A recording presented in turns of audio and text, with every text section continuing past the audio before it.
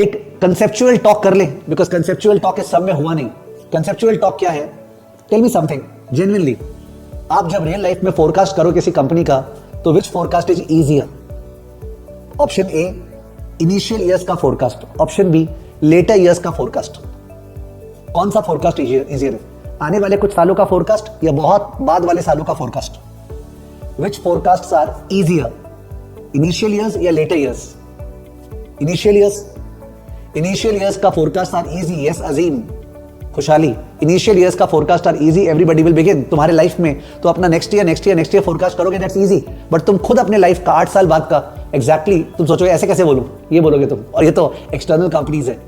Now the problem behind DCF models, ये जो discounted cash flow model होता है ना, DDM, free cash flow chip के लेवल 2 में है. The problem behind these models is that they are backloaded. What are they? Backloaded. The major proportion of the intrinsic value comes from second stage. Major proportion of the intrinsic value comes from stage 2, does not come from stage 1, comes from stage 2. और stage 2 के बारे में forecast dicey है. Is this an advantage of DCF models or a disadvantage? Yes please. ये advantage है DCF models का या disadvantage है? It is clear cut a disadvantage. Because जिसके बारे में forecast करना difficult है, वही forecast ज़्यादा important है आज के valuation में. जिसके बारे में forecast करना difficult है, वही forecast ज़्यादा relevant है आज के valuation में. और वो फोरकास्ट डिफिकल्ट है, तो हम लोग को कॉन्फिडेंस नहीं है. इसलिए we have a new approach in CFA level 2 for valuation which is called residual income approach. Residual income, economic value added.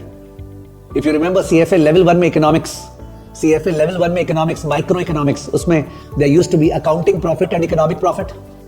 थोड़ा ध्यान करो. CFA लेवल 1 में इकोनॉमिक्स का फर्स्ट चैप्टर में economic profit and accounting profit. Economic profit was the profit in access of what the capital provider should get. मतलब जो proprietor ने पैसा लाया उसको जो मिलना चाहिए ना इक्विटी चार्ज, वो लेस करने के बाद जो बचता है, दैट इज इकोनॉमिक प्रॉफिट. सही मायने में कंपनी ने अर्न किया है क्या? तो सही मायने में तो तब अर्न किया है जब कंपनी ने जो कैपिटल प्रोवाइडर्स है उनको जो रिटर्न चाहिए था उसको भी लेस कर दिया, फिर एक्स्ट्रा बचा है. तो जो अपने बोलते थे ना कि मोनोपोली में इकोनॉमिक प्रॉफिट लॉन्ग रन में भी पॉसिबल है. ठीक है, if you remember, because free entry free exit allowed नहीं है. तो वो जो economic profit and access profit, उसके बेसिस पे valuation, that's called residual income approach. ठीक है, तो इक्विटी में वैल्यूएशन ही वैल्यूएशन है. इनफैक्ट कोई स्टूडेंट अगर इक्विटी से स्टार्ट करे, से आज उसको जोश आ जाए कि इक्विटी में मजा आ गया और उसी से स्टार्ट करेंगे, तो इक्विटी का फर्स्ट चैप्टर से स्टार्ट मत करना. थियरी चैप्टर है, ज्ञान दे रहे हैं, नींद आ जाएगा. Start from DDM. सोचो फर्स्ट चैप्टर बाद में कर लेंगे, नो इश्यूज.